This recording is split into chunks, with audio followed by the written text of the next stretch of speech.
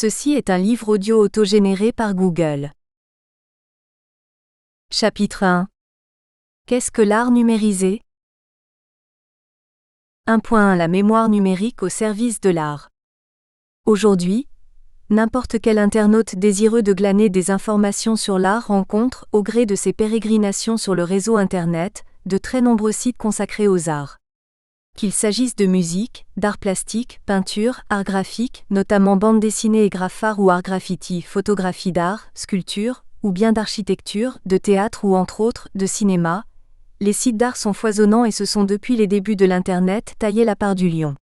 L'art est très bien représenté sur le web, l'art contemporain autant que l'art le plus ancien, celui des peintures pariétales des grottes préhistoriques, en passant par toutes les formes de l'expression artistique de n'importe quelle civilisation et de toute époque.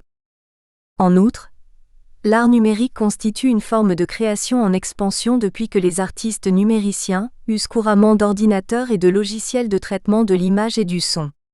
L'art de la synthèse numérique, souvent spécifiquement dédié au réseau Internet, occupe donc également une grande partie de la toile mondiale et affiche ouvertement l'ambition de s'adapter à ce média universel, d'en importer les codes de présentation multimédia.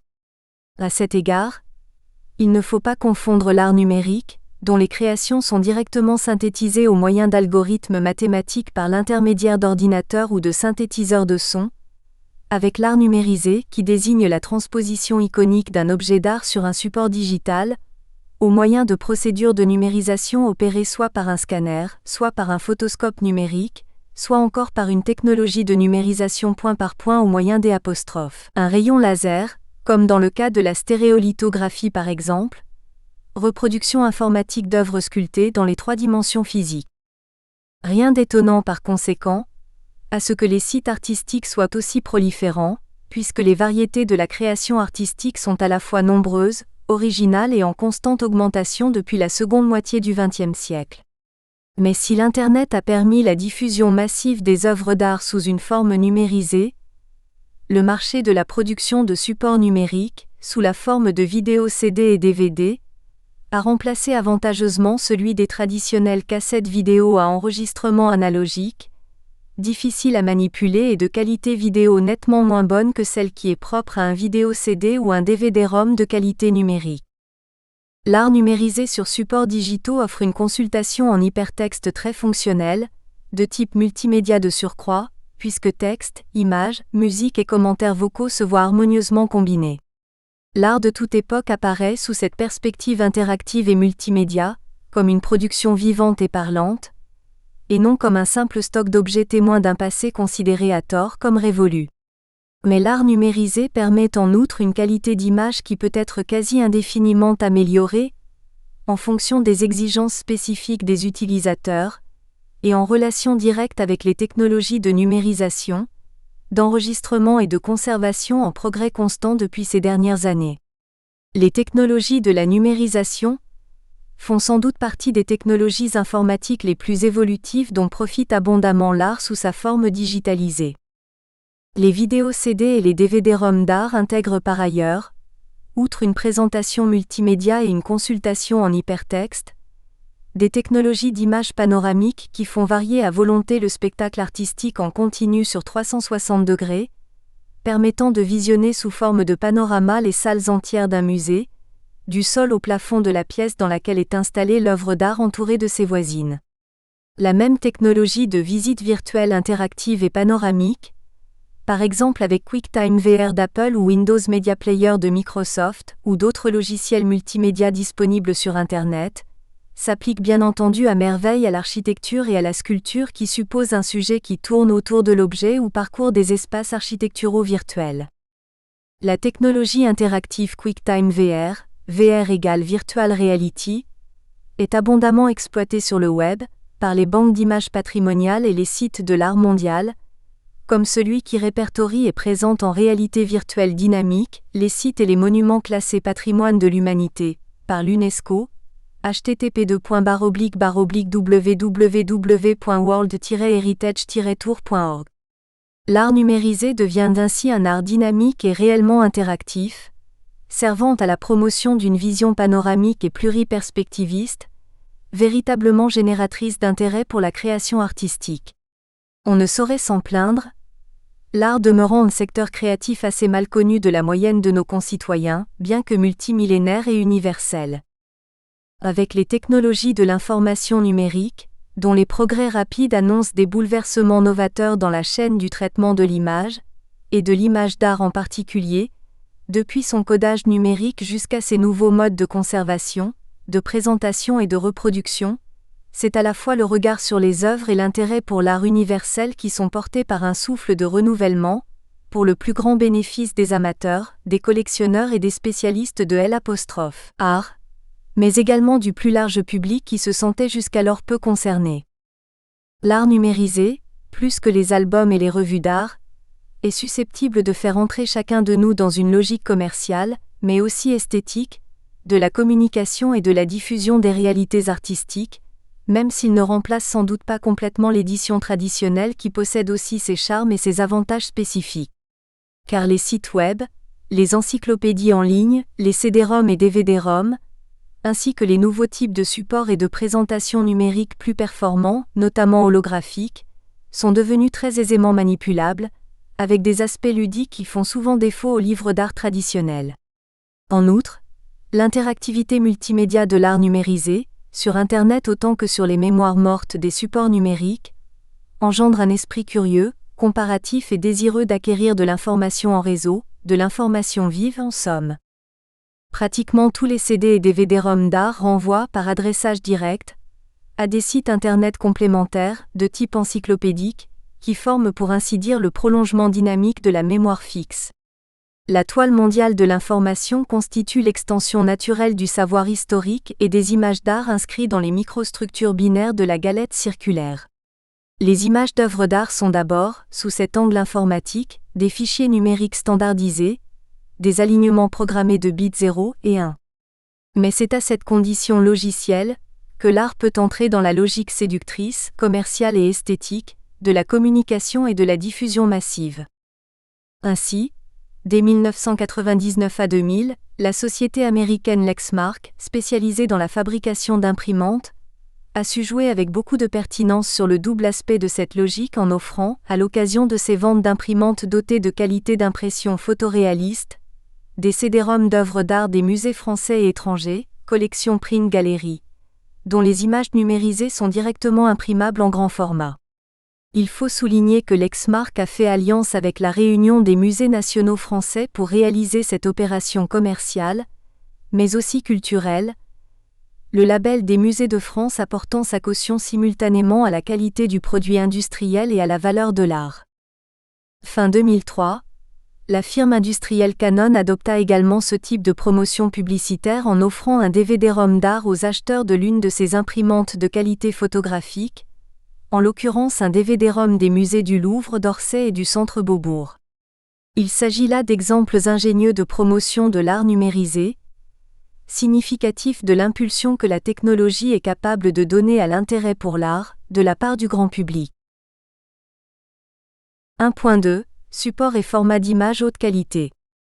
La numérisation des images d'œuvres d'art, qu'il s'agisse de peinture, de graphisme, notamment le dessin d'art et la bande dessinée, de photographies ayant une valeur esthétique, de sculpture ou de toute autre forme de réalisation artistique tridimensionnelle comme l'architecture ou les installations muséales de l'art contemporain, requiert un matériel et des logiciels performants tout au long de la chaîne graphique, le codage binaire de l'information en premier lieu, qui est déterminant pour toute la suite des transformations de l'image, mais également les moyens de stockage durable de l'information numérique, CD et DVD-ROM, disquettes amovibles de grande capacité, mémoires holographiques, etc. Ensuite le matériel de visionnement, écran vidéo d'ordinateur ou de téléviseur, voire projecteur numérique, puis enfin le matériel d'impression de l'image de qualité photographique, ainsi appelé par analogie avec les hautes qualités de l'imagerie photographique traditionnelle, notamment la photographie argentique. Tout au long de cette chaîne, aucun détail n'est anodin car chaque étape détermine l'exploitation optimale ou inversement, la sous-exploitation des performances de tous les autres aspects de la chaîne matérielle et logicielle, en amont comme en aval. En particulier, Le codage des données numériques dépend de la performance des logiciels servant à l'échantillonnage et à la quantification des 3 composantes chromatiques primaires RGB, rouge, vert, bleu, de la synthèse additive des couleurs ou des 4 composantes primaires CMJN, cyan, magenta, jaune plus noir ajoutées en quadrichromie, des procédés d'impression soustractifs. La séparation des couleurs en mode CMJN est destinée, en priorité, à l'impression professionnelle en haute qualité sur papier photographique, ainsi qu'aux procédés propres à la photogravure numérique. Mais le codage numérique dépend aussi de manière très substantielle de la définition de l'image. Le nombre de pixels ou points élémentaires d'image qu'elle comporte au total, elle-même dépendante de sa résolution et réciproquement, la résolution étant proportionnelle au nombre, à la finesse, petitesse et à la densité des pixels sur un intervalle de référence, mesuré en langage infographique sur 1 pouce, 1 égale 2,54 cm. Enfin, ces 2 propriétés de l'image, définition et résolution, dépendent nécessairement de son format, ses dimensions physiques, lequel est fonction des conditions de visionnement de l'image, moniteur d'ordinateur, support papier, grand écran télévisuel de haute définition ou écran de projection vidéo numérique par exemple. Le format d'agrandissement de l'image conditionne à la fois la définition et la résolution. L'inverse est aussi mathématiquement vrai, comme cela sera exposé dans un prochain chapitre. Format, résolution, définition d'image sont interdépendants, mais une autre donnée logicielle absolument capitale intervient dans la chaîne graphique, d'un bout à l'autre. C'est le système de compression des données utilisé pour réduire l'information numérique, la rendre moins volumineuse et donc plus rapidement transportable sur Internet que si elle n'était pas compressée. Les codecs ou programmes de codage-décodage fondés sur des algorithmes de compression très diversifiés sont nombreux et évolutifs. De nouveaux logiciels de compression révolutionnaires, préservant toute la qualité d'une image, sont en pleine expansion et l'avenir en promet d'autres encore plus performants en gain de place sur disque, bien que respectant complètement les qualités d'origine d'une image. Une image de très haute définition requiert pour son codage beaucoup d'informations numériques, et donc de place en mémoire fixe. La compression s'avère donc souvent providentielle. Il en existe de 2 sortes, les compressions avec perte de données mesurées, perte plus ou moins visible, voire indécelable, en fonction du degré de compression choisi, le classique JPEG par exemple, et les compressions sans perte qualitative dites compression conservative, telles que PNG, TIFF, BMP, PSD, JPEGLS, option sans perte lossless. Du JPEG, ZIP, fichier zippé sans perte à taux de compression variable, et surtout le récent JPEG 2000 fondé sur la compression multirésolution par ondelette. Ce dernier type de compression est doté des options lossless, sans perte, et lossy, c'est-à-dire avec perte modulée invisible à l'œil nu, même à d'assez fort taux de compression destructrice. Le format de compression JPEG 2000 et tous les autres systèmes de compression multirésolution par ondelette possèdent ces caractéristiques.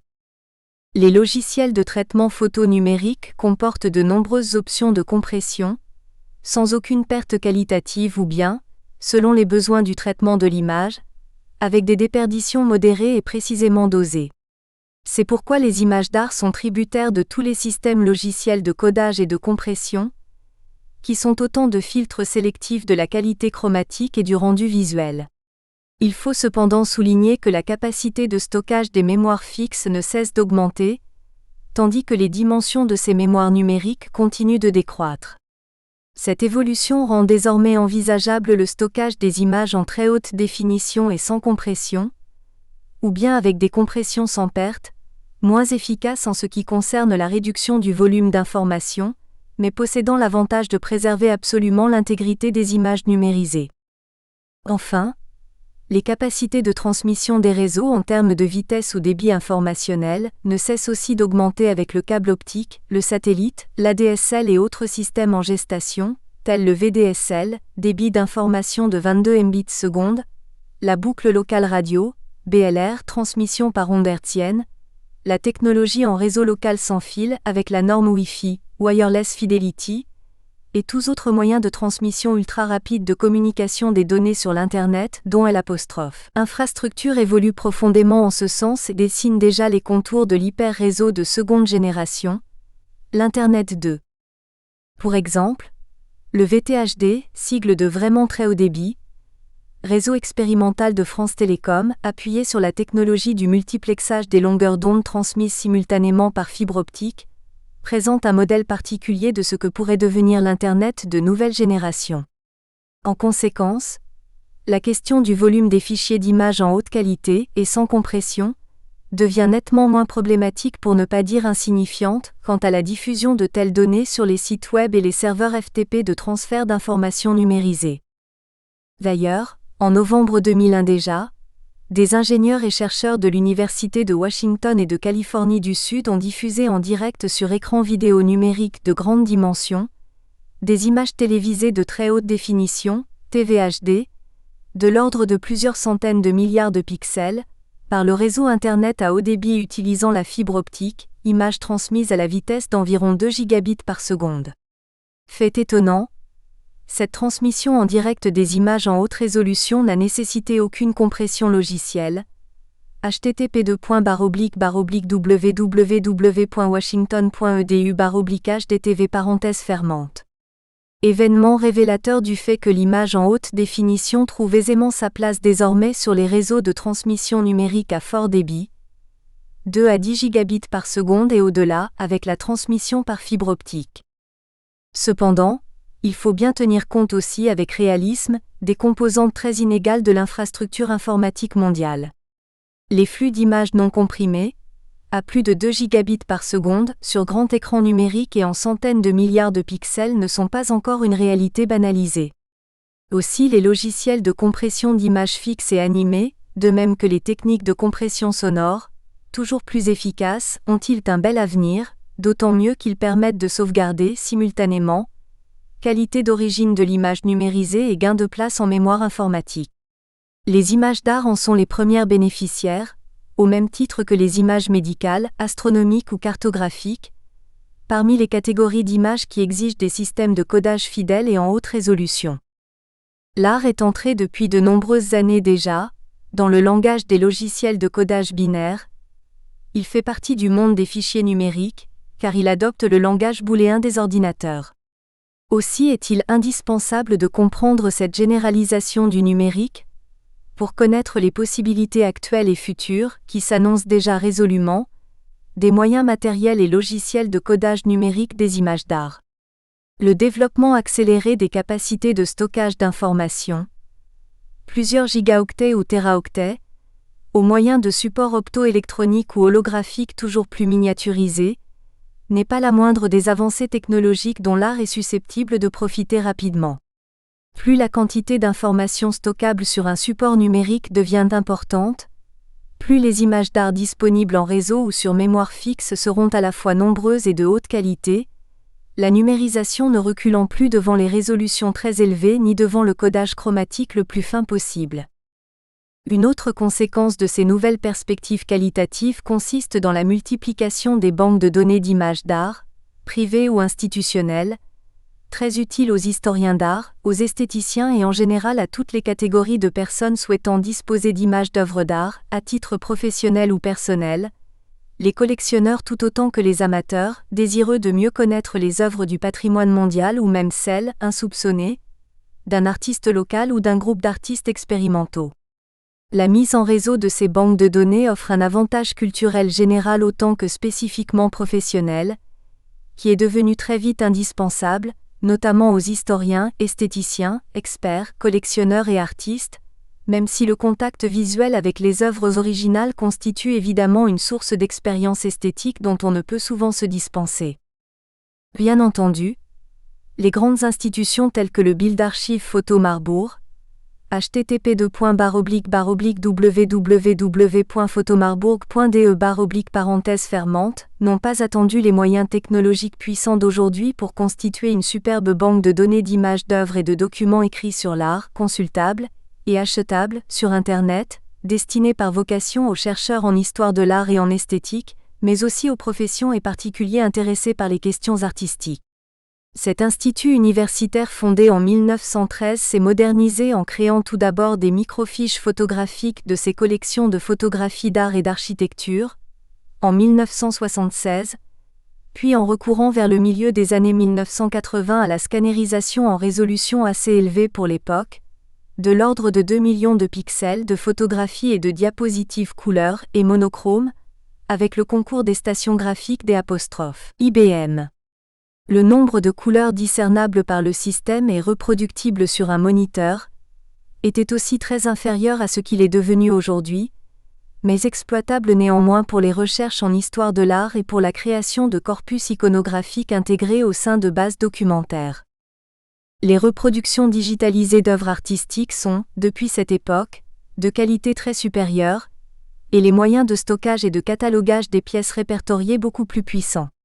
D'ailleurs, nul besoin de forcément recourir à un matériel et à des logiciels de professionnels de l'infographie pour être doté de moyens d'excellent niveau, aussi bien pour la numérisation par scanner ou appareil photo numérique, que pour le visionnement sur moniteur vidéo ou l'impression sur papier de qualité dite photographique. Quant aux logiciels de traitement d'images de bonne performance technologique, ils sont relativement bon marché, bien qu'offrant souvent des fonctionnalités dignes de logiciels professionnels. Certains sont gratuits, comme les logiciels libres Cinepaint, http://cinepaint.sourceforge.net, ou The GIMP, http://www.gimp.org, dont la dernière version offre des performances parfois proches d'Adobe Photoshop 8 CS. Bien entendu, il ne faut pas confondre le travail effectué en photogravure numérique professionnelle avec la numérisation, aussi exigeante soit-elle, requise pour illustrer un site web artistique, archiver des images d'art ou les imprimer sur papier photographique. Notre propos n'est pas consacré à la photogravure numérique, activité requérant des matériels et des procédés plus spécialisés. Cependant, les techniques de numérisation exposées dans ce livre demeurent généralement valables pour l'impression par photogravure numérique. Les productions de l'art mondial, toutes formes de création confondues, disposent à présent de perspectives de codage informatique et de transmission en réseau qui laissent augurer non seulement de leur extension généralisée sur l'Internet, l'art est déjà proliférant sur la toile mondiale et sur mémoire numérique fixe, mais surtout de la qualité informationnelle sans précédent de cette digitalisation des images d'art. Support numérique doté de grandes capacités de mémoire qui se comptent en giga ou téraoctets, format d'image et codec préservant l'intégrité des données numérisées tout en autorisant la compression optimisée, logiciel de traitement d'images conviviaux et multifonctionnels, vitesse de transmission des données ultra rapide grâce à la mise en œuvre d'infrastructures dites à très haut débit, câbles, fibres optiques, ondes radio, satellites et autres systèmes contribuant à la mise en œuvre de Internet 2, deuxième génération de l'Internet. Tous ces moyens conjugués permettent d'envisager la constitution performante de gigantesques banques de données d'informations artistiques et de reproduction numérisée d'œuvres d'art plastique ou musicales. 1.3 Pourquoi et comment numériser les images d'art ? La numérisation des images d'œuvres d'art n'est pas réservée aux grandes banques de données d'informations spécialisées en histoire de l'art, comme cela pouvait être le cas à la fin des années 1980. Aujourd'hui, les concepteurs de sites web sur l'art sont très souvent des artistes ou des gens intéressés par l'art à des titres divers. Professeurs d'art et d'esthétique, chercheurs en histoire de l'art, collectionneurs, amateurs d'art à titre privé, institutions culturelles. Nul besoin d'être spécialiste ou expert pour envisager la constitution d'une banque de données d'images d'art personnelles. Les voyages de vacances et les excursions touristiques peuvent à eux seuls suffire pour susciter l'envie de créer une iconothèque artistique personnelle où les monuments d'architecture, les sculptures, les peintures et les objets d'art rencontrés au gré des pérégrinations, dont les images sont achetées sous forme de reproduction papier comme les cartes postales ou les livres art, forment potentiellement une véritable bibliothèque digitale des arts. Mais pourquoi numériser les images d'œuvres d'art si l'ambition n'est pas de constituer une banque de données d'images d'art institutionnelles, à vocation commerciale, culturelle ou universitaire ? Et la photographie argentique traditionnelle ne suffit-elle pas à combler le besoin d'images d'œuvres d'art ? Enfin, dans cette perspective, le matériel et les logiciels disponibles pour le grand public sont-ils suffisamment performants ? 1.3.1 Sauvegarder la mémoire du patrimoine culturel. Pourquoi numériser les images d'art ? Parce qu'en premier lieu, les productions artistiques locales ou les réalisations architecturales d'une région sont un sujet permanent de découverte culturelle et esthétique. Les créations d'artistes méconnus forment la majorité des productions d'art, tandis que seuls les phares de l'art contemporain ou plus anciens, nombreux il est vrai, ainsi que les plus grandes réalisations monumentales, sont valorisés par les médias, les encyclopédies en ligne et les publications livresques ou numériques sur CD et DVD-ROM. Certes, les lois du marché commercial de l'art et celles de la notoriété peuvent expliquer cet état de fait, mais l'art ne se réduit pas à sa médiatisation officielle, mise en avant par les institutions culturelles, les musées et les galeries qui s'en font souvent l'écho. De même, dans toute localité comme parfois dans notre proche voisinage, il existe des centres d'intérêt monumentaux ou des curiosités architecturales. Tous ces témoignages matériels, individuels ou collectifs, attestent de l'intelligence, de la sensibilité et du sens esthétique de l'être humain et pour cette raison, sont dignes d'intérêt et de mémorisation photographique. Or, aujourd'hui, la photographie numérique est devenue le marché le plus important de la photographie considérée dans son ensemble. Il est facile de se procurer et d'utiliser des appareils d'excellente qualité, toujours meilleurs en qualité d'image, sans pour autant se ruiner. Les appareils photo numériques, ou photoscopes, se vendent mieux dans le monde que les appareils classiques reposant sur la photographie argentique classique ou à base de procédés chimiques, et disposent d'une qualité technologique digne de rivaliser pleinement avec celle-ci, voire de la surpasser nettement dans quelque temps comme nous l'expliquerons par la suite. Certes, les capacités de capture d'image d'un photoscope numérique disposant d'une matrice de capteur CCD optoélectronique, ou CMOS, de 3 à 4 mégapixels ne sont pas identiques à celles d'un appareil possédant des capteurs CCD ou CMOS de 6 à 12 mégapixels, et même au-delà pour certains appareils d'élite. Pourtant un tel photoscope est parfaitement apte à fabriquer des images suffisamment précises et exploitables, sous certaines conditions à respecter, pour l'archivage et la reproduction photo numérique d'images d'objets d'art, et aussi pour la création de sites internet comportant des illustrations artistiques. En second lieu, un nombre considérable de photographies argentiques d'œuvres d'art diverses existent de par le monde, qui n'attendent que leur digitalisation au moyen de scanners pour enfin se révéler au plus grand nombre, qu'il s'agisse de photographies appartenant à des personnes privées ou bien à des institutions. La numérisation des films vidéo analogiques sur cassette magnétique VHS requiert aussi de toute urgence un sauvetage digital avant détérioration. C'est également le moyen de redonner vie à toutes ces images d'art qui furent enregistrées sur bande magnétique de qualité parfois aléatoire, les signaux vidéo analogiques étant sujets à dégradation avec le temps. Les collections d'images d'art personnelles autant que les banques d'images d'art institutionnelles ne peuvent que s'en trouver bénéficiaires, sauvegardant un patrimoine iconographique considérable, source d'intérêt pour les amateurs comme pour les professionnels de l'art. En outre, les images numérisées donnent lieu à des possibilités d'indexation automatique et de catalogage informatisé très précises et efficaces pour retrouver les pièces documentaires recherchées. Il est infiniment plus pratique, rapide et pertinent, d'utiliser un logiciel de catalogage que de manipuler de vieilles fiches manuscrites ou dactylographiées dans le but de dénicher, de manière plus ou moins aléatoire, les images d'art dont un utilisateur peut avoir besoin. En troisième lieu, les images numérisées d'objets d'art, par scannérisation ou directement par un capteur optoélectronique de photoscope, sont susceptibles d'être exposées sur un site web, au même titre que, par exemple, les clichés d'un photographe d'art ayant une galerie en ligne. Les conditions d'exposition d'œuvres d'art sur un site web demandent de tenir compte de facteurs limitatifs, tels que la vitesse relative de transmission des flux de données numériques.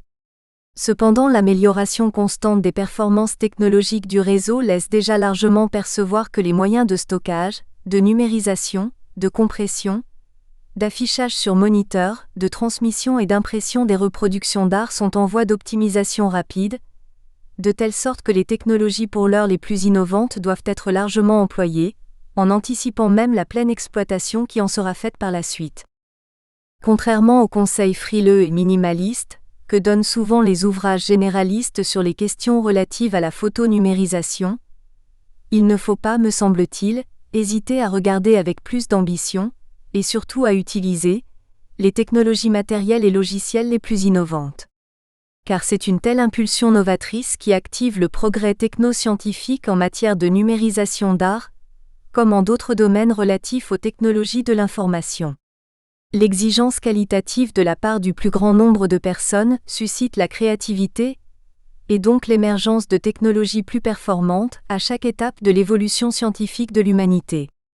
Aussi n'hésitons-nous pas, dans ce livre, à regarder le présent en fonction du futur en cours de construction, et à conseiller au mieux le lecteur dans la perspective d'une véritable volonté d'exigence qualitative en matière de numérisation.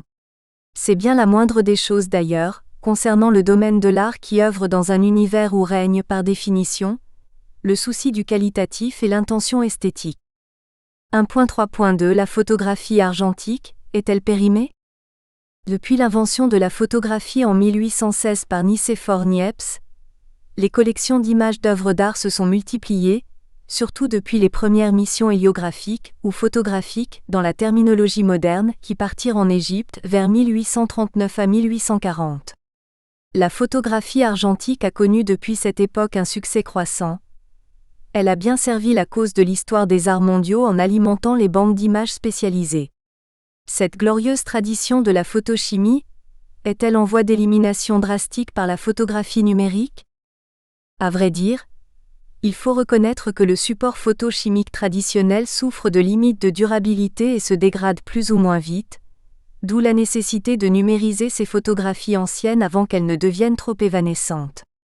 La numérisation et la restauration digitale des photos viennent providentiellement à la rescousse de la mémoire iconographique des arts.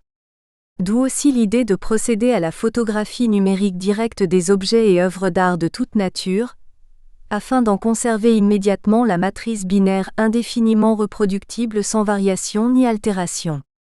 Cela signifie-t-il que la photographie argentique, ou plus généralement photochimique, soit définitivement enterrée pour réaliser cette entreprise ?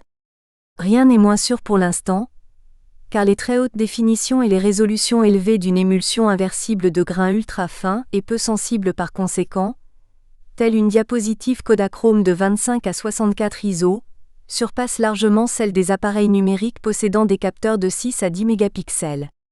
Par contre, un capteur numérique de plus de 6 mégapixels rivalise sans infériorité notable avec une émulsion négative de grains fins et de sensibilité moyenne ou élevée. Car il ne faut pas oublier que l'agrandissement photographique sur papier argentique, même de grande sensibilité, entraîne logiquement une perte inévitable de micro-détails et de nuances tonales.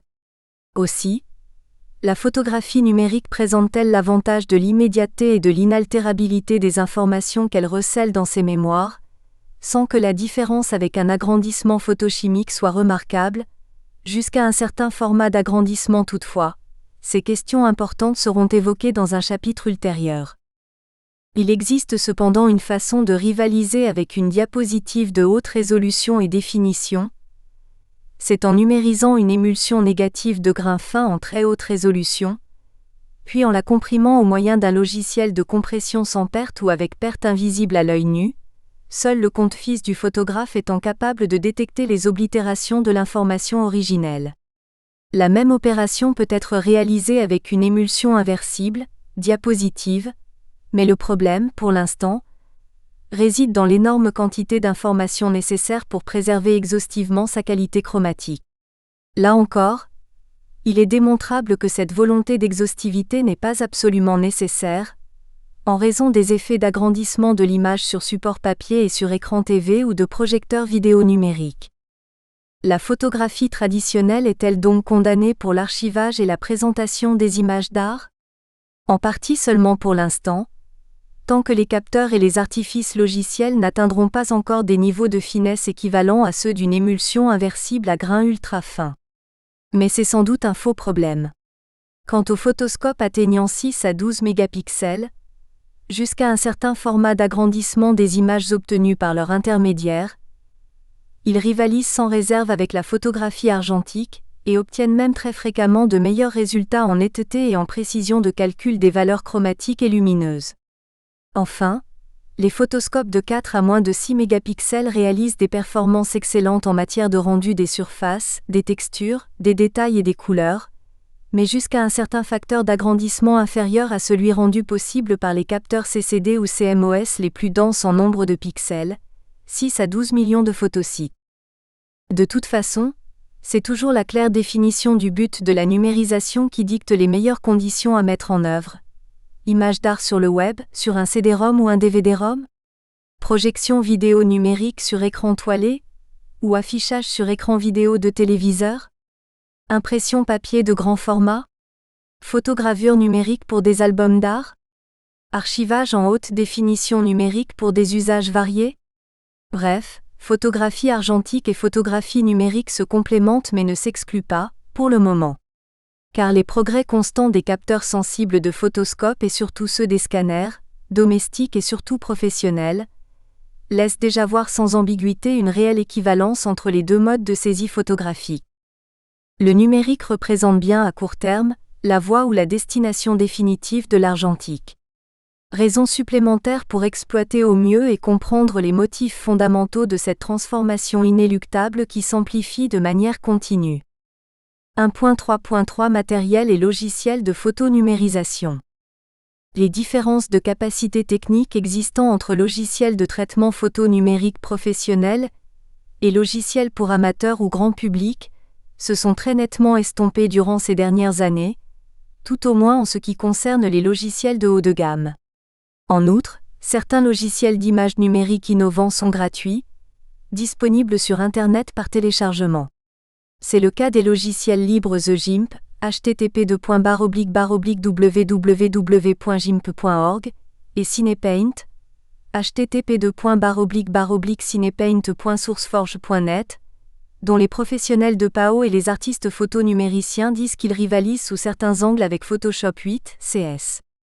Précisons également tout de suite que la numérisation est le simple traitement des informations d'une image numérisée, même une image d'art de grande finesse, possédant de nombreuses tonalités et de multiples petits détails, ne requiert en aucune façon des logiciels dotés d'innombrables fonctions graphiques. En effet, le problème de celui qui numérise une image d'art est moins de produire des effets artificiels en utilisant des filtres et des calques photonumériques, ce qui pourrait d'ailleurs nuire à la fidélité de l'image, que de disposer au départ de capacités technologiques de numérisation importantes dès le processus d'échantillonnage et de quantification des couleurs. Définition, résolution, format, associé à la puissance d'échantillonnage des signaux d'image et à la finesse de quantification des trois couleurs primaires RVB en synthèse additive, RVB égale rouge plus vert plus bleu, quel que soit le système de numérisation.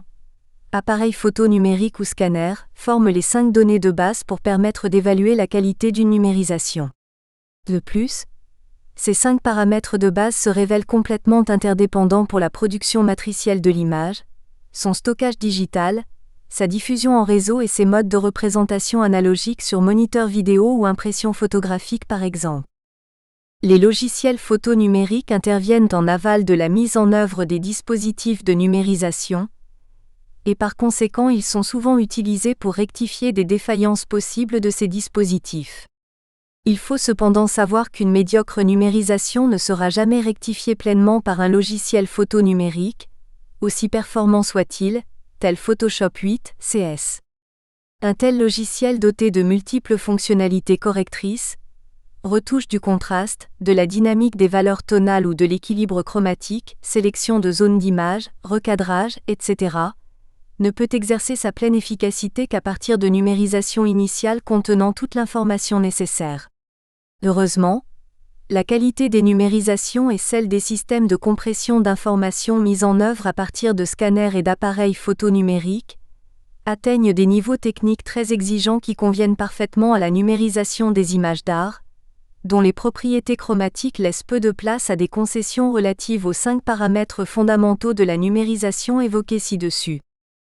L'univers des images d'œuvres et de réalisations artistiques en tout genre, gigantesque mémoire documentaire de l'art, qu'il s'agisse de banques de données personnelles ou à vocation institutionnelle, consacrées à l'histoire des arts, ou bien encore de CD-ROM et DVD-ROM culturels, est à la portée des technologies de la numérisation les plus avancées, devenues aisément accessibles. Encore faut-il bien connaître et respecter certains principes d'utilisation de ces technologies, afin de réaliser les meilleures images possibles d'œuvres d'art et de réalisations artistiques, celles qui ne les trahiront pas ou ne les réduiront pas à des sortes de caricatures banalisantes, inexploitables pour le spécialiste comme pour le simple curieux du domaine de l'art lorsqu'il consulte un CD ou un DVD consacré à un artiste ou un courant de l'histoire des arts. Les œuvres d'art constituent des sujets particulièrement difficiles à reproduire sous forme d'images photographiques, que l'image soit argentique ou numérique. Or, à cet égard, force est de constater que certains CD ou DVD-ROM culturels, provenant parfois d'éditeurs prestigieux, n'offrent pas les qualités iconographiques que l'on est en droit d'attendre de telles productions à l'ère du tout numérique. Les raisons sont sans doute en partie d'ordre commercial. Des images moins détaillées ou plus petites diminuent sans doute un peu le prix de revient d'un CD-ROM, car il est possible d'en loger plus sur une même galette numérique, en gagnant du temps de fabrication de surcroît. Le DVD-ROM ainsi que les supports numériques de bien plus grande capacité qui vont s'imposer, devraient logiquement résoudre le problème du volume d'information. Pourtant, les réalisations sur DVD-ROM dans le domaine des images d'art ne le démontrent pas toujours. Elles laissent assez souvent le sentiment d'un compromis entre l'ambition louable de développer la connaissance des arts et l'hésitation à dépasser le stade de la qualité moyenne des images, fonction d'un matériel informatique médiocre, même s'il existe des exceptions très réussies malgré tout. Les concessions sur la qualité chromatique, la définition, la résolution et la compression ne sont pas admissibles pour des images d'art numérisées. Raisonner de manière minimaliste, en fonction des ordinateurs supposés de faible capacité que posséderait la moyenne de la population, pour créer des mémoires d'images d'art de bas niveau, n'est certainement pas le meilleur moyen de faire évoluer ces installations informatiques domestiques. Ce point de vue ne peut qu'encourager, au contraire, la conservation de matériel dépassé. 1.4 Haute résolution et capacité informatique. Un autre facteur important doit être évoqué, la puissance des ordinateurs, leur fréquence de calcul et leur capacité en mémoire vive, mémoire RAM.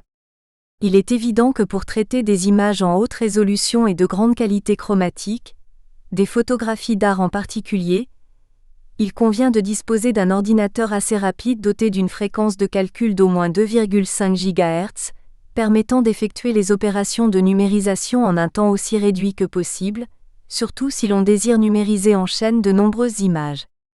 Cela permet de réduire considérablement le temps occupé à la numérisation, même s'il est tout à fait possible de bien numériser avec des vitesses un peu inférieures.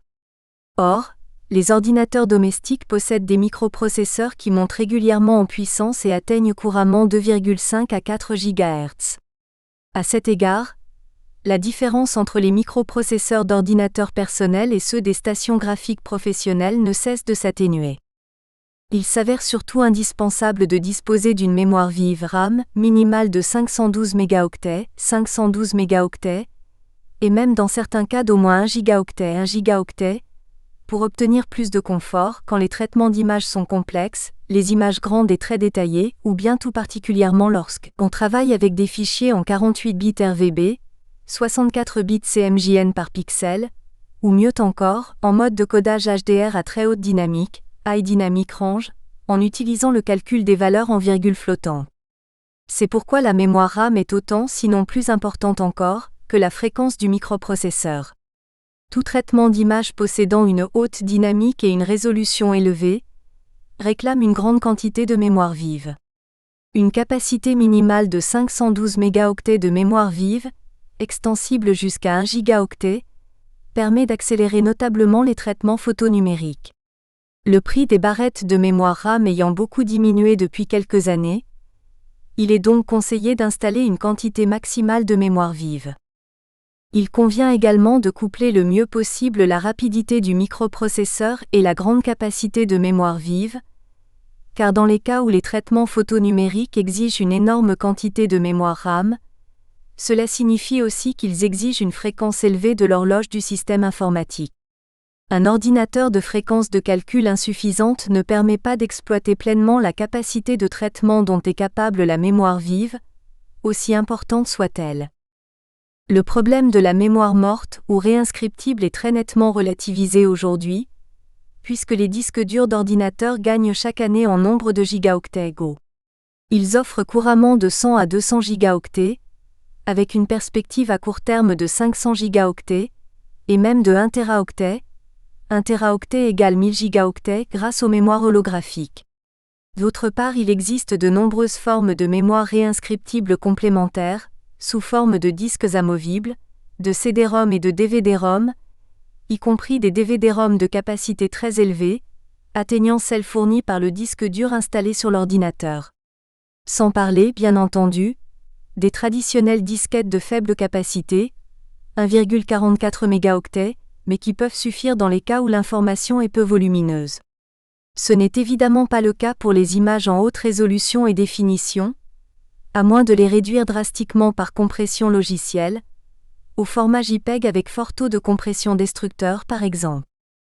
Enfin, quels que soient les logiciels ou les périphériques utilisés, photoscope, scanner, écran vidéo, vidéoprojecteur, système d'impression numérique, ce sont avant tout les principes théoriques de la numérisation qui permettent de comprendre l'usage des matériels disponibles pour l'archivage, la présentation multimédia ou l'impression des images d'art. Les trois facteurs essentiels et complémentaires de la numérisation, en lien avec les différents types de supports d'images, sont respectivement a. La définition déterminant les dimensions possibles d'une image, b. La résolution, facteur essentiel quant à la précision des détails graphiques, c. Enfin le codage des couleurs par quantification de l'information chromatique RVB, profondeur d'échantillonnage. Ces questions feront l'objet des prochains chapitres. 1.5 Fidélité des reproductions d'art. Les procédés de numérisation, d'affichage et de reproduction, en progrès constant, sont désormais arrivés à maturité et procurent d'excellents résultats, tant au niveau professionnel le plus sophistiqué, notamment en photogravure numérique et en PAO, que dans le secteur grand public. Les images d'art prises en charge par la physique et la mathématique du traitement des signaux devraient en toute logique être fidèles objectivement à l'original numérisé, qu'il s'agisse d'un film négatif ou inversible, d'une épreuve positive ou de l'objet d'art lui-même, tableau, graphisme, sculpture, architecture, etc. D'un point de vue purement technologique, on peut considérer que c'est tout à fait vrai, qu'en particulier une reproduction d'art bénéficiant des moyens numériques modernes est plus fidèle qu'une ancienne reproduction entièrement analogique. Pourtant, il ne faut pas idéaliser la notion de fidélité appliquée à une reproduction numérisée. Il n'existe pas de fidélité d'image dans l'absolu, mais seulement en référence aux technologies de numérisation et de reproduction, fondées sur des concepts de physique mathématique, la théorie du signal. Le problème est d'ailleurs semblable en photographie traditionnelle. Toute image d'une réalité en constitue une sorte de traduction ou de transposition filtrée par les technologies mises en œuvre. La chimie du support filmique, la qualité plus ou moins grande des optiques, la précision et la stabilité du mécanisme d'exposition électronique de l'appareil, mais aussi le type de focale choisi, l'intensité, l'orientation et la température de couleur de la lumière incidente, ou encore le format du support d'enregistrement parmi bien d'autres aspects techniques liés à la prise de vue photographique. Ces questions sont évoquées dans la section 6.6.2 de cet ouvrage. Tout procédé de numérisation et de reproduction numérique s'effectue sur la base de conditions physiques déterminantes.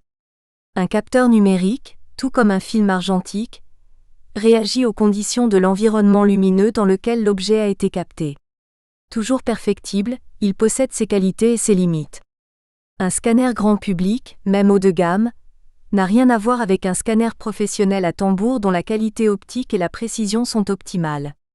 Un appareil réflexe numérique spécialisé pour les photographies d'art ou les images géospatiales, doté d'un capteur de 22 millions de pixels et d'une profondeur d'analyse de 16 bits par composante de couleur RVB, demeure sans commune mesure avec un appareil compact numérique doté d'un capteur sensible de 5 à 6 millions de pixels et d'un échantillonnage interne des couleurs en 10 ou 12 bits par composante, même s'il dispose d'indéniables qualités optiques.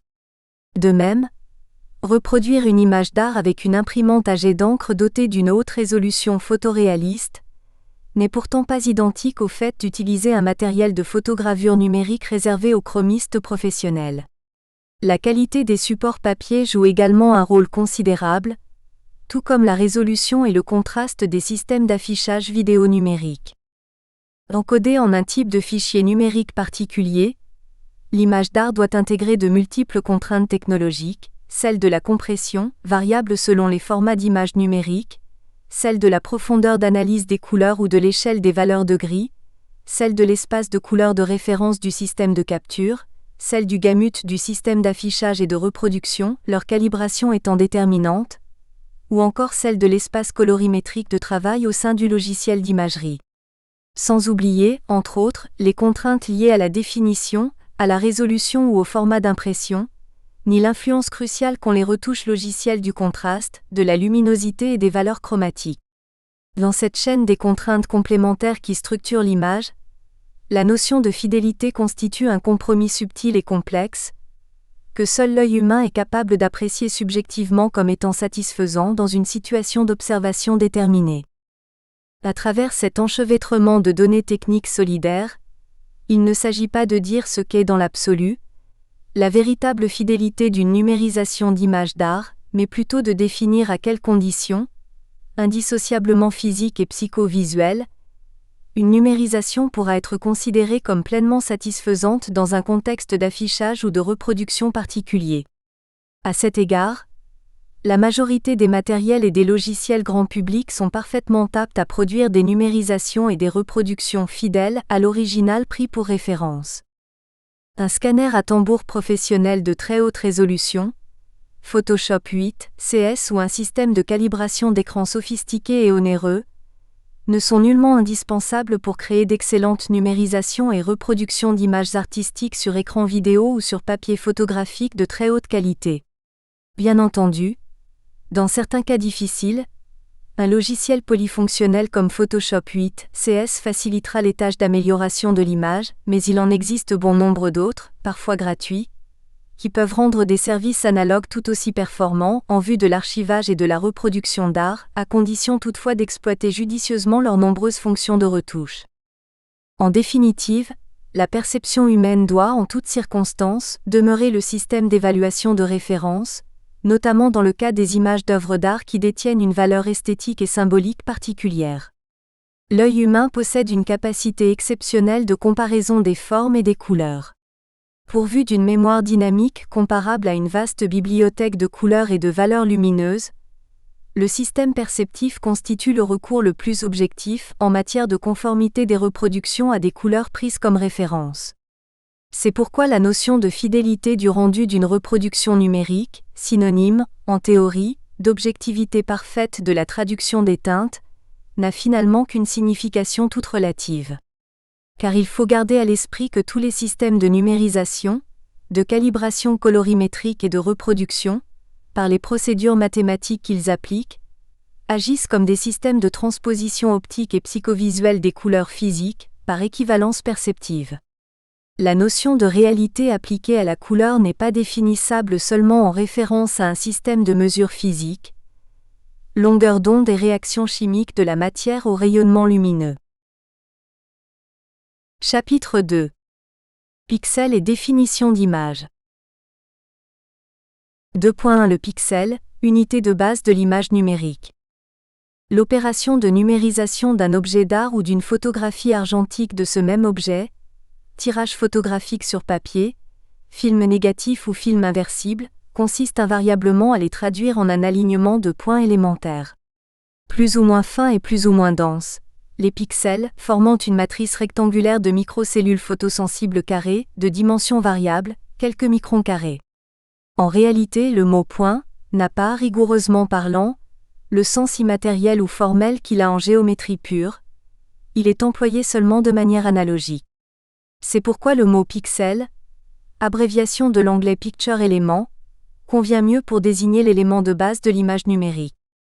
Chaque pixel est adressable, c'est-à-dire possède un code de position spatiale indiquant exactement à quel endroit, ou adresse, il se trouve au sein de la matrice photoélectronique. Il est également porteur des informations chromatiques digitalisées qui le caractérisent, de façon précise, au moyen du langage binaire 0/1. Les images numérisées constituent en langage informatique des images de type bitmap, car leurs points forment une carte ou matrice régulière. Plus les points sont fins, nombreux et resserrés, de grande densité, plus l'image numérisée offre à l'œil nu, à une certaine distance, l'aspect de la continuité visuelle et du modelé des teintes que l'on reconnaît ordinairement aux objets perçus ou aux images photographiques de haute résolution, émulsion à grains fins et tirage sur papier glacé. Cependant, la question de la distance à laquelle l'image est observée est fondamentale, dans la mesure où le rapprochement de l'œil par rapport à cette image révèle des détails indétectables à plus grande distance. Autrement dit, si l'on utilise par rapprochement excessif une loupe de forte puissance pour observer des détails invisibles naturellement, ce que l'on croyait être des points fondus dans la masse chromatique de la surface se révèle comme une sorte de conglomérat granuleux de micro-détails discontinus. Une loupe de plus forte puissance fera sortir de l'ombre d'autres détails discontinus. De façon analogue, examiné au compte-fils, un cliché négatif ou inversible révèle également les micro-détails de l'image, inobservables sans cet intermédiaire. Nul besoin de numériser une image pour en prendre conscience. Un simple tirage photographique classique, observé de très près ou éventuellement avec des verres grossissants fera ressortir ces détails cachés dans la masse des tons apparemment continus. De manière encore plus flagrante, l'examen visuel d'une épreuve photographique exagérément agrandie, obtenu à partir d'un négatif au format 24 mm par 36 mm, manifeste sans ambiguïté le bruit de fond de l'émulsion sous forme de grains irréguliers et flous, nettement visibles, créant la confusion perceptive entre les points définissant l'image nette et visuellement continue proprement dite, d'une part, et le moutonnement discontinu du substrat chimique de la pellicule sensible, d'autre part. La matière est d'ailleurs tout entière discontinue aux yeux de la science, et il n'existe aucune raison pour que ce soit différent dans le cas des images photographiques. Seul le pouvoir de discernement naturel de nos yeux doit avouer ses limites dans le cas des micro-échelles de grandeur. L'observation à très courte distance ou mieux, avec une loupe, d'une image imprimée dans un magazine ou un livre, un album d'œuvres d'art par exemple, révèle de la même façon la trame de petits points plus ou moins denses qui constituent des sortes de pixels chromatiques élémentaires juxtaposés avec régularité. Ce sont les éléments basiques de la synthèse soustractive des couleurs en quadrichromie, cyan, magenta, jaune et noir, ce dernier ajouté pour renforcer la profondeur des teintes. Les œuvres d'art reproduites par photogravure dans les livres d'art de luxe sont précisément imprimées en quadrichromie, au moyen de trames ayant une linéature fine de 175 lpi à plus de 200 lpi. LPI égale ligne par pouce ou inch en anglais, soit 25,4 mm. Précisons tout de suite que la linéature ou fréquence de trame d'impression, variable selon la nature du support et de la technique d'impression utilisée, est complètement différente de la définition numérique d'une image, même si ces deux notions se rencontrent au moment de l'impression d'une image digitalisée. Cette question sera abordée plus en détail au cours de ce livre. Il convient par conséquent de clairement différencier le pixel proprement dit, cellule iconique élémentaire qui résulte de la numérisation matricielle d'une image analogique, dessin, photographie, ou bien de la numérisation des formes d'un objet réel, des micro-détails irréguliers propres au substrat sur lequel s'inscrit l'image, qui se révèlent comme étant des perturbations de la continuité de l'image vue à de courtes distances d'examen ou au moyen de loupes grossissantes. Le pixel représente donc l'unité géométrique et matricielle de l'image, élément constitutif de sa continuité à distance de vision optimale, tandis que la granulation périphérique observée en entrant de force dans les micro-échelles du support de l'image constitue en quelque sorte la résorption ou l'annulation du pixel au sein de la matière servant de support. Cette réflexion générale sur le pixel n'est pas un luxe inutile, car elle guide les principes de la digitalisation des images d'art qui deviennent ainsi des images bitmap. En effet, ce qui présente de l'intérêt pour l'impression ou la vision sur moniteur vidéo, d'une image digitalisée, soit par scanner, soit au moyen d'un appareil photo numérique, c'est bien entendu non pas le bruit de fond, mais le strict registre des pixels quantifiés, dont la trame dense engendre un sentiment de continuité visuelle et d'unité perceptive de la part de l'observateur. À condition de respecter la règle essentielle de la bonne distance, du système visuel par rapport à l'image. Du point de vue optique, la règle gouvernant la distance optimale à l'image, généralement admise par les imprimeurs autant que par les opticiens, est celle consistant à observer la surface d'une image à une distance oculaire sensiblement égale à sa diagonale. Par exemple, si une image imprimée est de format 15 cm par 20 cm, sa diagonale a pour valeur 25 cm, distance admise comme étant optiquement la meilleure pour observer l'image et juger de sa continuité chromatique. Pour une image imprimée de format inférieur, par exemple, 10 cm par 15 cm, La diagonale a pour valeur environ 18 cm correspondant à la distance optimale d'observation. Dans le cas d'un écran vidéo d'ordinateur 19 pouces, la diagonale d'un tel écran est approximativement égale à 48 cm, distance à laquelle les pixels individuels se fondent au mieux dans la trame de l'écran. Et ainsi de suite. Ce qu'il est avant tout important de retenir, c'est le rapport intuitif, et donc subjectif, qui relie la notion de pixel comme élément d'image matricielle quantifiée, doté de qualité chromatique objective, à sa signification perceptive pour l'observateur. Une première règle évidente s'en déduit pour la numérisation des images d'art. La finesse et la densité matricielle des pixels sont dictées par le rapport perceptif qu'aura l'observateur aux images numérisées destinées soit à l'impression sur support papier de qualité photographique, soit au visionnement sur moniteur d'ordinateur, CD et DVD-ROM, site WE_B, ou sur un écran fin de vidéoprojecteur numérique de grande dimension, par exemple de format 2 mètres par 3 mètres.